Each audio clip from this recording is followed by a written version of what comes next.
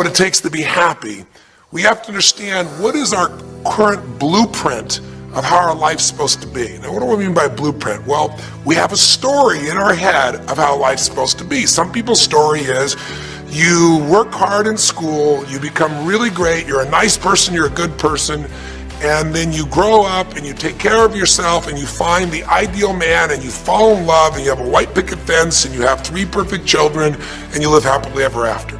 Somebody else's story, the old story was you work really hard in school, you excel in college, you go to work for a big corporation, and you move up through the ranks until you're the president or chairman of the company, and you become successful and respected throughout life. These are some old stories. Obviously, the stories that we hear today of what people's lives are supposed to be like are completely diverse. We no longer have these little archetypes, but one archetype still seems to remain. And that archetype is, in order for you to really feel like you're enough, many people believe they have to achieve an enormous amount. They may do it in different ways. They may do it by building a company and taking it public when they're 27 or 25 years old, or they find and create a new technology, or they become a very special doctor. But we live in a culture in the West that teaches people that you're not enough unless you do something really special and unique, and we define special and unique in interesting ways. A school teacher is not special and unique. A mother who stays home with her children day and night, sculpting their minds, their bodies, their souls, and their future is not special. We live in a world today where we treat teachers like they're nobody and pay them accordingly, and we wonder why our children seem to have challenges in learning and growing or being engaged in school.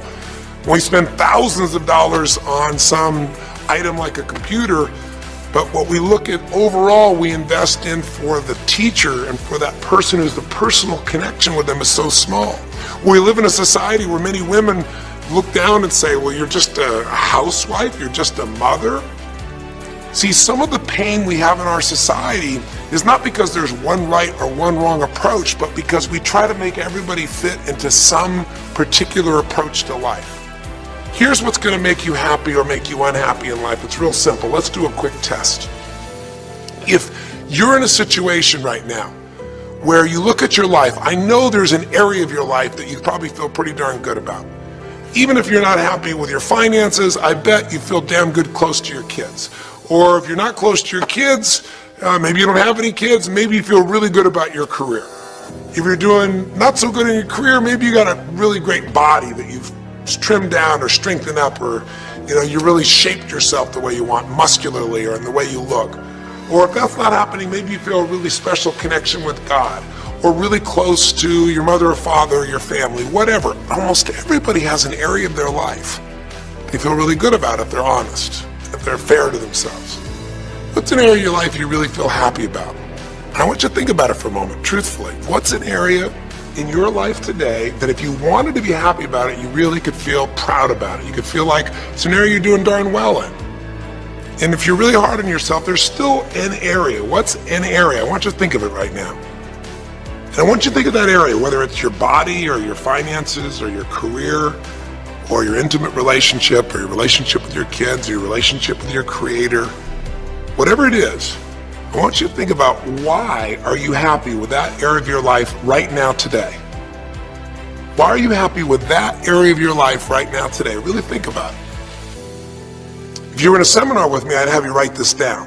And if you can put me on hold here for a second, because I'd like to reveal to you what the formula is for happiness. And if I say there's a formula for happiness and here's what it is, you're going to go, yeah, sure, that's what he says. But if you put down the answer and we can see the formula is real without me telling you what it is, you get to look at your own life and say it matches. You're going to know this is right. So you could stop this right now if you want, put me on hold, and just write down what's an area of your life you're really, really happy about, you're really pleased with, or you could be if you wanted to focus on it. And why are you happy with that part of your life right now? Even if you're not happy with everything, what's the area you're happy with and why? Put me on hold right now, or if you're not going to do that, just think for a moment. Why? Specifically, be real. Why? Now, when I ask this, if you turn me back on now, if I ask this of an audience, I'll have people write this down for a few minutes, and I'll call on people, and I'll say, share with the person next to you first. What are you happy about and why are you happy in that area? And be specific. And after they share, I'll have people stand up, I'll call on a variety of people and I say, ma'am, tell me, what are you happy about? And she'll say, well, honestly, I'm really happy with my body. She goes, I never thought I'd say that, but I used to be so unhappy with it. And you know, I did some things, I pushed myself through, and now I exercise regularly. And you know, I'm not perfect, but I feel fit, I feel strong, I feel energetic. And that's really, I don't know, it just feels good to me. Now, I say to everybody, I'm now going to show you what the formula for happiness is. And it's real simple. I want to reveal it to you so you don't ever forget it. Whenever you're happy with an area of your life, it's because right now, your current life experience, I call it your LC, your life conditions, the conditions of your life conditions in that area match or are equal to your blueprint, your story, your belief about how life should be in that area. So this woman says to me, I'm really happy with my body because it's not perfect. Her blueprint is I don't need to be perfect, but it's so much better than it was. I'm fit and I'm strong and I have this energy. Her mental blueprint says, I should be fit, strong, and have energy. I don't need to be perfect, but I should be that way. Well, when my life, my body matches how I think it should be, I feel good about my life. I'll ask somebody else. I'll say, you know, tell me an area you're happy with. Someone else will say, well, I'm really happy with my career.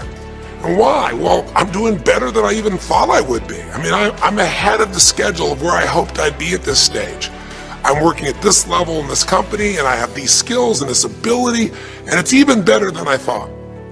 Well, once again, listen, this person's happy with this area of their life because their current life conditions in the area called their career are even better than they expected they would be, better than their blueprint, better than their belief of how it should be. If it's really better, you tend to be over the moon. One woman would say, you know, I gotta tell you, I said, I'm the happiest I've ever been in my whole life. How come? She goes, because I have this man in my life and I'm in love with him and he loves me and I can be myself with him. And we have this incredible intimacy and this passion and we want to be with each other all the time and I never get bored with him. Well, what's her blueprint? You want to be with somebody that you can have total intimacy with, somebody who you love and loves you. Those are part of her rules, her beliefs of how it should be. She said, you know, it needs to be, I never want to be with anybody else. I want to be with them every moment. Her blueprint about how life should be and the way she lives, her relationship's even better than she hoped. When it's better than you hope, you're going to be totally excited. So think about this then. What's an area you're not happy with? Let's see if we can find the formula for unhappiness. If the formula for happiness is to be able to meet your expectations or exceed them, that really makes you excited, but to be happy, you gotta at least meet it. It doesn't have to be perfect, but if you generally are meeting what you expect you want from your life in that area, you feel good. Life conditions match blueprint, feel good. So what makes you feel bad? What creates pain, stress, frustration? Real easy way to figure it out. Answer this question. What's an area of your life you're not happy with? I mean, be honest with yourself. And even if your life is great in all kinds of ways, I'm sure there's an area you'd like to improve. Anybody who's honest, if they're doing great in their career, very often they don't take care of their body so much. If they're really focused on their body, you know, very often they find themselves in a position where they're not spending enough time with their kids. Or if they're spending time with their kids, their intimate relationships not doing so well, because it's the nature of human beings to focus on areas they feel comfortable with and strong in and give those time, and the areas they don't feel so strong and they go, I don't have time for it. What they're really saying is I don't feel very competent in that area. So what's an area of your life that you are not as happy with? I mean, it's healthy, honestly, to look at areas and say, I don't like it, I want more. This whole concept of a breakthrough is about how do I close the gap between where I am right now and where I want to be. That's what we're here to do. It's like, here's where I want to be, here's where I am. It's healthy to see there's a gap. That makes me have this hunger, this drive to grow, to feel alive, to expand as a human being. So what's an area you're not pleased with? Is it your body? Is it your finances? Is it your career? Is it your spiritual life or lack thereof in terms of feeling connected in that area? Is it your kids? Right? What's the area? What's the area that's not where you want it to be? And then Answer for a moment, why aren't you happy with that area of your life right now? Why specifically today are you not happy with that area of your life, this stage of your time of your life? Again, you can stop this and write it down. Might be useful for you. Or if you're going to keep it running, stop it and you turn it right back on and I'll kick into it. Do that now. Or if you kept it running, then I'll give you what happens. I have people write this down and they don't like this exercise so much. Well, I don't like my body, or I don't like my finances, I don't like my career, or I don't like the person I'm in a relationship with, I don't like myself the way I'm in relationships. Why? And they write it all down. Have people share back and forth. I call on people, and the lesson's pretty clear. I tell people in advance, here's the formula for unhappiness. I'll show you before you do anything else. When your life conditions, the way you're living your life today, does not match, it doesn't equal your blueprint, your story of how it's supposed to be, then you're going to have disappointment, frustration, or pain. If your life is way different than the way you think it's supposed to be, you can have enormous pain. If it's a little different, you might feel stressed. Make sense? So people stand up and they say, tell me, what's the area you're not happy with? And the person says, well, I'm really not happy with my finances. And I go, why? And they say, because I'm doing worse now than I was 5 years ago. I made mistakes in the market, and at this stage of my life, I should have this much money, and I don't have it, and I don't know how to change it, and it's making me crazy. And why are they crazy? You say, well, because they don't have their economic needs met. No, you can not have your economic needs met, and you can still be okay. But when you have an idea, this is what my need is, and I did the wrong thing, my life doesn't match how I'm supposed to be, that's when people get a little crazy. See, think about it. If you grew up taking care of folding your own clothes, making your own meals, going to the store, doing the grocery shopping, cleaning the bedroom, cleaning the house, vacuuming, taking out the trash, and you did that your whole life, then if you have to do that later on, you don't feel like you have economic pain because you don't have a maid. But if you grew up in an environment where everything was done for you, you never have to work, and now suddenly you have to work incredibly hard to just pay enough money to pay your bills, and all of a sudden food is building up and the house is dirty and your clothes aren't folded and nothing matches, you might find yourself really angry and frustrated because you have a different story about how life's supposed to be than how it is. Someone else will say, well, I'll tell you why, because I'm in a situation now where, I'm 30 pounds heavier than I should be. Should be is the key word. There are people in all cultures who love being big. There are people that will walk around and someone else might think they're massively overweight, but they're going, I own this, honey, and they really, truly, they match their blueprint. Big is beautiful, because their idea is big is beautiful. I'm big, that's beautiful, matches my blueprint. Rock and roll, I'm happy as can be. Somebody else can look like a twig and be stressed out saying, I hate my body, because their blueprint says I should be the skinniest thing on earth, and I'm not skinny enough. Am I making sense? When your life conditions don't match your blueprint, you're going to have pain.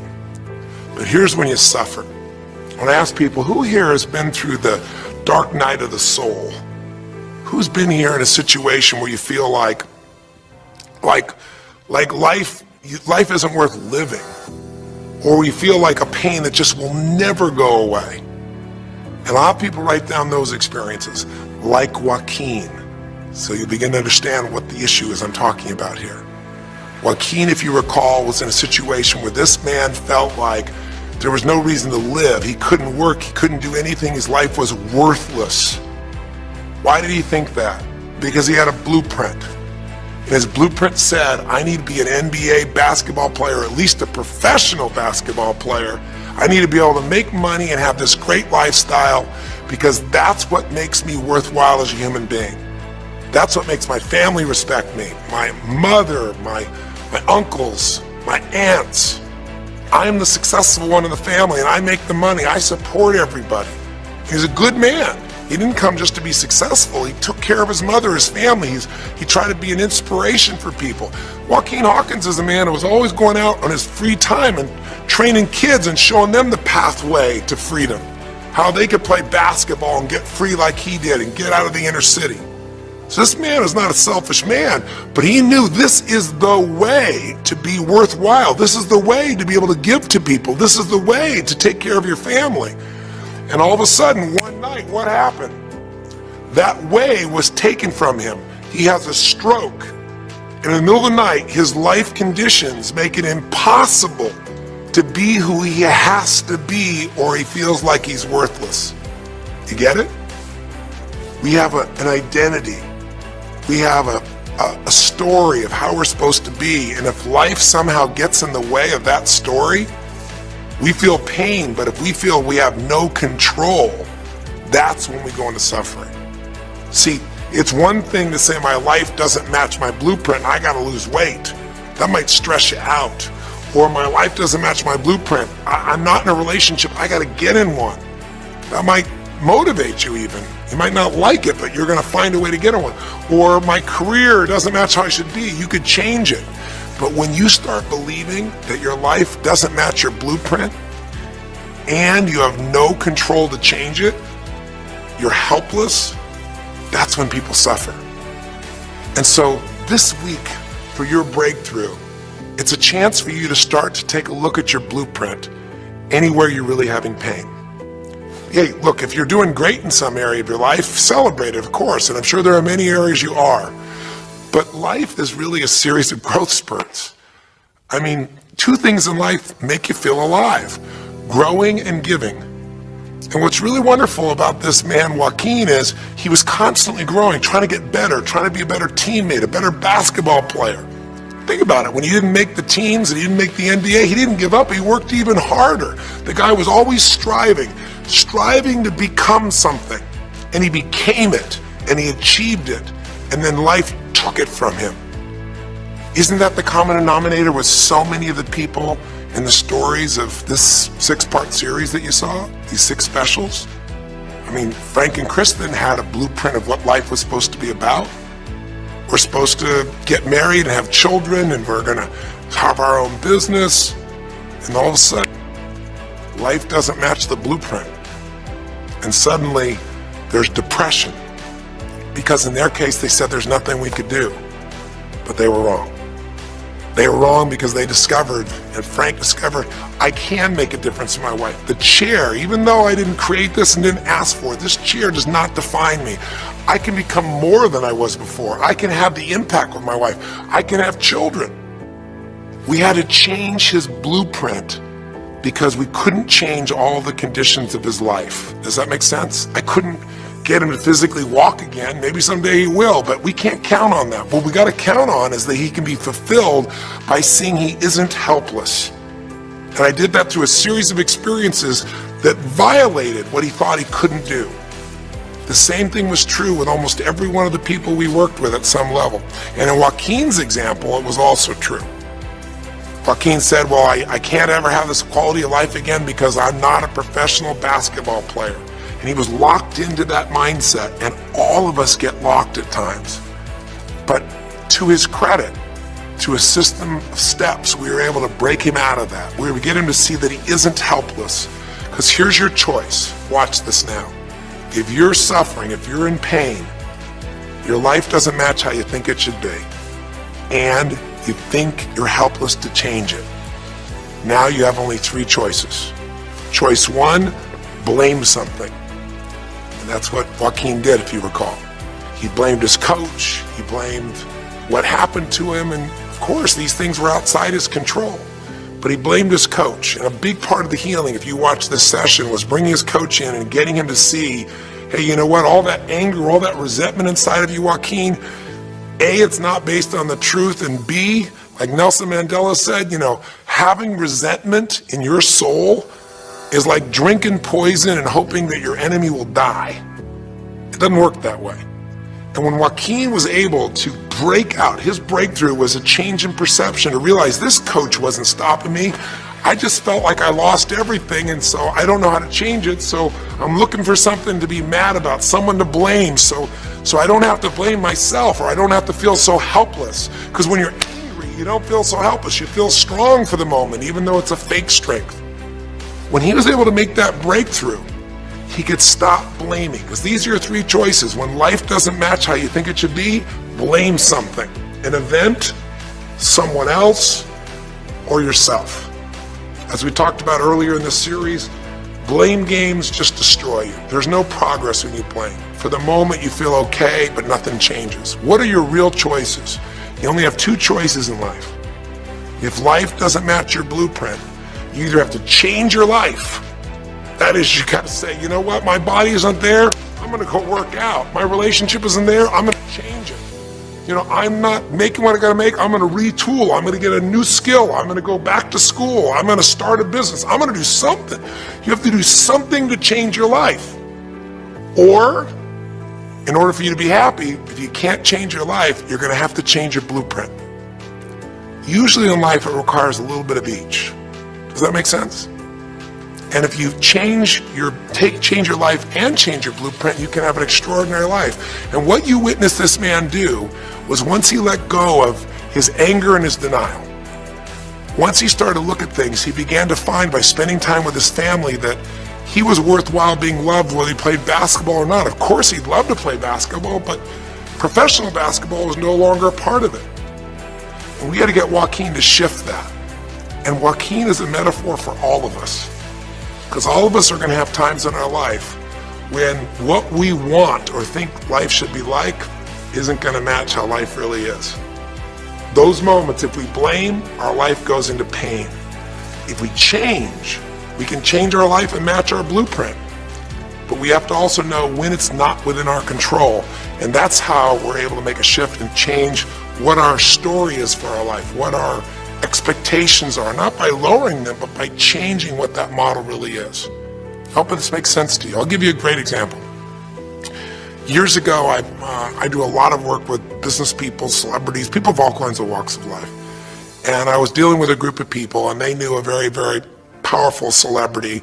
And without, to give that person privacy, I won't tell you too many details, so you can't figure out exactly who it is, but it would be a person who was very successful as a woman, who was extremely attractive by cultural standards, a woman who's had a lot of dear friends, a lot of deep respect, so great skill, great ability, extremely talented, quite attractive, quite wealthy in financial terms, and lots of great friends. This would be, for most people's idea, the ultimate blueprint. If your life matches that description, you must have an incredible life. But ironically, this particular individual, as famous as they were, was depressed all the time. They had seemingly everything, and yet the person was depressed. How do you get depressed when you're smart, and you're strong, and you're beautiful, and you got great friends, and you're rich, and you're famous? Well, it's real simple. People said, I don't know what it is. Everyone's tried to help her. She's been on through counseling. She's got all these different drugs. Nothing's working. She's taking antidepressants and she's still depressed, which is not uncommon, by the way. Because if you change the way you feel physically, but you still see your life doesn't match how you think it should be at some level, and you feel like you're helpless to change it, you're going to be depressed. So I said, bring her to me. I said, I can help her. I know that sounds like hyperbole, but I absolutely can help her. Well, how do you know that, Tony? Because I already know what the problem is. I know if someone's depressed, it's because they feel helpless because their life doesn't match how they think it should be.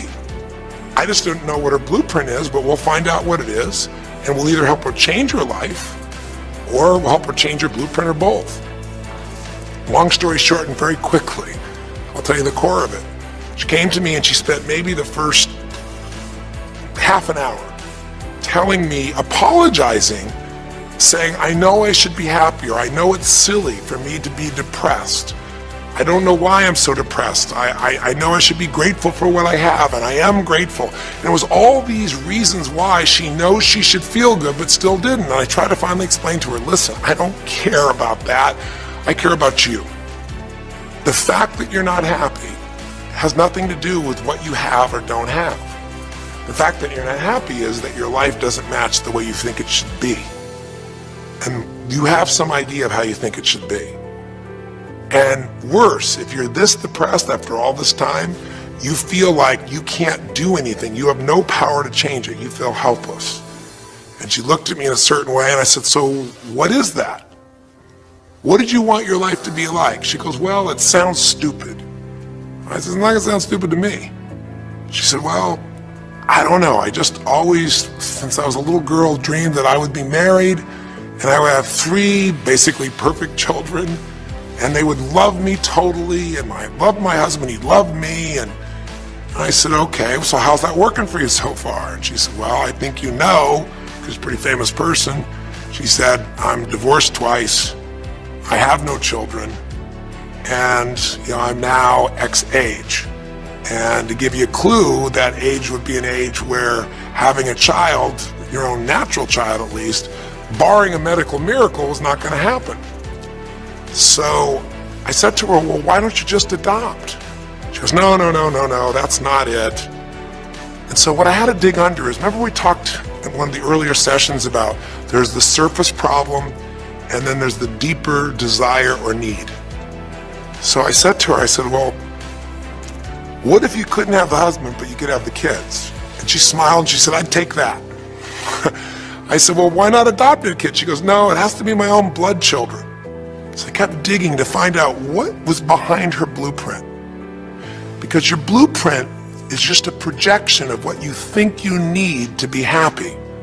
But as human beings, we're notoriously ineffective at knowing it's going to make us happy. So much that we think we're going to make us happy, we get there and we go, is this all there is? So many things that we think are going to make us miserable and we can never deal with, we go through it and we can handle it. We're not good at projecting these things. All kinds of studies will show this. So I said to her, well, what are you hoping to get from these 3 children?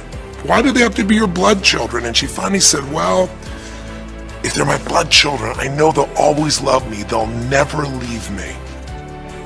What was she looking for? Unconditional love. She had this big blueprint that said, White House, picket fence, 3 children, perfect husband, all these different things. But what was behind that was a need to feel like she could have love that would be certain and wouldn't go away. So I can help her meet that need. So I said to her, I said, well, maybe one reason you don't have a husband is because every time you look at one, you're trying to figure out if he's going to get you those 3 kids in time and how that's going to happen. And maybe he feels a little stressed when you're looking at him this way, because he can feel what's going on behind your bed, even if he doesn't know what the words are. And she started to laugh. She goes, I guess I've probably been that way a good portion of my life. And she goes, people wonder, why I'm so uptight. I said, you're uptight because you felt like you're running out of time trying to meet some picture. But I said, all you really want is love. I said, don't you have a lot of love in your life? Tell me about your friends. And gradually, I got her to start seeing this love that she was trying to get was already here. It didn't match the picture. Maybe we could paint a new picture of what life could really be like and make sure that picture met her deepest needs.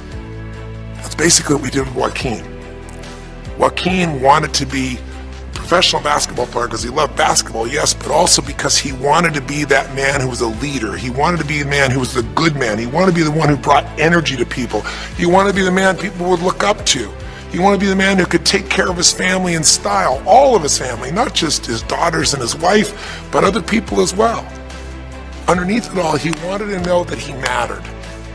And through the process that you saw in this show, he began to find out that he didn't need to be angry at the world, that yes, his blueprint was taken from him, but his soul and his ability to be a special human being that could touch other people was not taken from him. That maybe his real gift was his ability to inspire young kids, his ability to get himself to do whatever it took. How did he become a professional basketball player? Unbelievable discipline, unbelievable drive. He started bringing that to picking up trash, and the game started to change. He started to have fun there. He could come home and take care of his kids and pay his bills. That doesn't solve everything, but it gives him a way to suddenly regain himself. When he sat around with all of his family, and you saw part of those scenes, and if you watch little areas of browsing this week, you'll see some more scenes from his family where you see him begin to realize they love me whether I'm rich or poor. They love me whether I'm a professional basketball player or not. They love me. That's what he was really after. And when he got that, it allowed him to let go and say, I can do other things. That doesn't mean he won't have challenges. We're all going to have challenges in our life. It doesn't mean that at times he won't wish he's doing more. But he's no longer stuck. He's broken through because he now knows I have control. I can change my life, or I can change my blueprint. And when I do, I can fulfill it. I can start to feel that aliveness. Now here's the trap. What do you think happens once you fulfill your blueprint regularly? Once you figure out how to do what you always dreamed of. You always dreamed to live a certain way, and now you're living that way every day. Well, the human nervous system, the human spirit needs to grow. So pretty soon you'll get bored with that and you'll come up with a new blueprint. That's part of life that's exciting. See, if you and I from this day forward are going to be happy, just remember what we've said. It takes two things: grow and give. A meaningful life comes from growing, that sense of progress, and it comes from having life not just be about me, but about we, doing something that makes me feel connected to other people besides myself. That growth, that sense of contribution fills a deep spiritual need that we all have. If you are unhappy in your life, you got three choices, really two. Blame, that's not a choice, it's not going to work. Don't blame someone else, don't blame the event, don't blame yourself. Just figure out what you're going to do to change your life. That's my specialty. If you like my coaching or my team's coaching, come visit with us. Come to an event. Come get a coach. Come to a program, and we'll guide you through it more than just a few minutes like this, and we'll do it directly in an environment that'll shift you. Or change your blueprint. You're going to have to rewire what's going on inside, and that's what we focus on as well. So I hope this journey has been an interesting one for you. I hope it's opened up your eyes to what it takes to go from where you are to where you want to be. It takes changing your emotional pattern. It takes bringing presence to your life. It takes realizing you have no problems compared to somebody else and putting your life in perspective. It takes the ability to deal with those extreme stresses that happen in your life by questioning your limiting beliefs. And again, we'd love to coach you and show you how to change those in a permanent way where it happens automatically, just like lifting weights so often until the muscle's always there and you find yourself able to follow through. It takes for you to be able to figure out how to deal with crisis and how to turn it around. It takes facing your fear. It takes pushing yourself through what used to stop you. It takes putting yourself in a position where you connect to what's more important than just yourself, what you value than just yourself. And it takes, I think in this case also, the ability to realize that no matter what happens to you, you're more than that moment. You're more than the story you think you're supposed to be. And that even when you're not matching what you think you need to be, maybe there's a reason for that. Maybe you're having to find a different part of yourself that's going to fulfill you at a much deeper level. Sometimes failing to get your goal gives you your destiny. I can't tell you how many people I've known over the years who had an idea of what they thought their life was supposed to be like, and they didn't achieve it, and they felt miserable and upset and frustrated, and one day an opening happened and they went, oh my God, thank God that didn't happen. I think it's Garth Brooks had a great song, and it's a song about when he was in high school and he was in love with this girl, infatuated with her, and she didn't even know that he existed. And he prayed to God every day that she would notice him, that she would fall in love with him. And then sure enough, she never did. He was so disappointed. His blueprint didn't match. His life didn't match it because she didn't even know he existed. And he felt this suffering. He could do nothing to turn it around. Well, 15 years later, he became a guy named Garth Brooks, somebody everybody knew, and he could rock, stadiums with his energy and his song and his music. And he goes back to be at his high school reunion. I think it was his 15-year reunion, if I remember correctly. I don't remember the exact year, but all I remember is he said he saw that woman that he was so obsessed by. He was looking forward to seeing her. And now he was Garth Brooks, and he met her. And after he met her and spent some time with her, he wrote a song called Thank God for Unanswered Prayers. Sometimes not getting your blueprint's the best thing that ever happened, because the disappointment drives you to find something more important inside of you. Or not getting it makes you look for another aspect of your life, a spiritual aspect, a family aspect, a physical aspect. If you can just trust that life doesn't happen to you, it happens for you, then you can find in any situation a benefit that can take your life to the next level. I don't care if you're Frank and Kristen. I don't care if you're, Mandy and Scott. I don't care if you're Joaquin and Kim. Every one of us in our life is going to face situations where it feels like we have total trauma, something that's been taken from us. The real question is, what are you going to do with it? Some people just live in their story of what they don't have, and they have the right to do that. If Frank and Kristen lived in pain and felt bad, we'd all say they have the right to do it.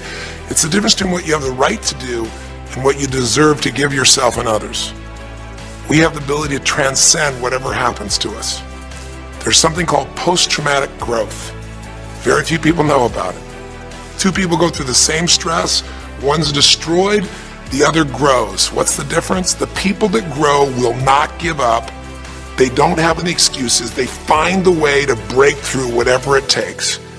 And when they do, three things happen. Number one, they realize who they really are and what they're capable of. They realize they're so much stronger than they thought they were. And number two, they deepen all their relationships.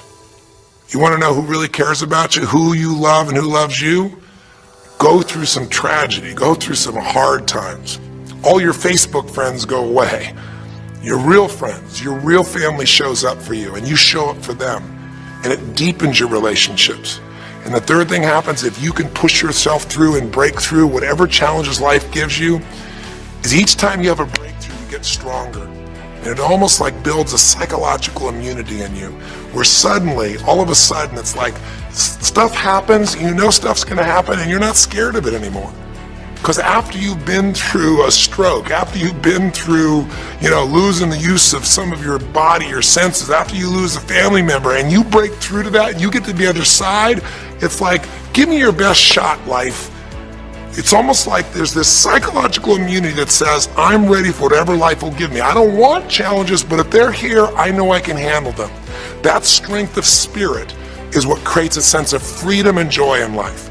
And that strength of spirit basically comes from living a life where you are constantly and never-ending flinging away to improve yourself and to help others. That's my mission.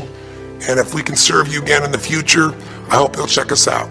There's 3 ways you can continue to participate with us. You can come to an event, come have an experience with us live at a weekend at our Unleash the Power Within or our Date with Destinies. I think you'll find it's very different than just sitting here talking to you quietly, sitting in front of your computer screen. It's a rock and roll environment. It's like going to the ballpark and having one person sitting there talking to you versus being in the ballpark or the rock and roll concert, with 50,000. There's an energy and a power that comes from it. Second is there's immersion. Here we talk for an hour, there's distractions and emails. There it's total focus, and we go for immersion where literally what we did here over 6 weeks, a few little conversations, all that happens over and over again, multiple times a day, and you get that shift. So come to an event or call up and get a coach. We have people that you can work with and have a free coaching session and make sure it's really valuable for you. But these are people that can check in with you to help make sure you break through, you make the changes you want to make in your career or your finances or your body or your emotions or whatever area matters to you. And finally, lastly, and probably most importantly, every day you got to feed your mind. Because every day most of us are turning on, some form of news. It shows up in our pocket, in our Blackberries or iPods or our iPhones, I should say. It shows up on your computer constantly. It chases us, and it rarely does a good idea interrupt you. Really what you have to do is pursue the ideas, pursue the experiences that are going to change your life. And we have a way to do it called net time, no extra time. A way where you can keep feeding your mind the stuff that really matters with some products or services. So if you're interested in any of those things, be sure to click on your interest of an event or interest in having a free coaching session, or maybe try one of our audio programs, because the other challenge here is with video, you got to sit here potentially and watch me, but with audio, you can do it while you're working out, you can do it while you're cleaning the house, you can do it while you're driving in the car, while you're getting to work. We'd love to continue serving you in any way we can. I know I've gone long in this session, but I really want you to think about, how can I get my life the way I want it to be? The way I do it is I figure out what my blueprint is and I update it for what life is. I change my life, match my blueprint, and suddenly my life feels full and alive. Thank you for the time that we spent together here. I've really enjoyed our time, and I hope that this breakthrough series reminds you to never settle for less than you can be. Never settle for less than you can give or you can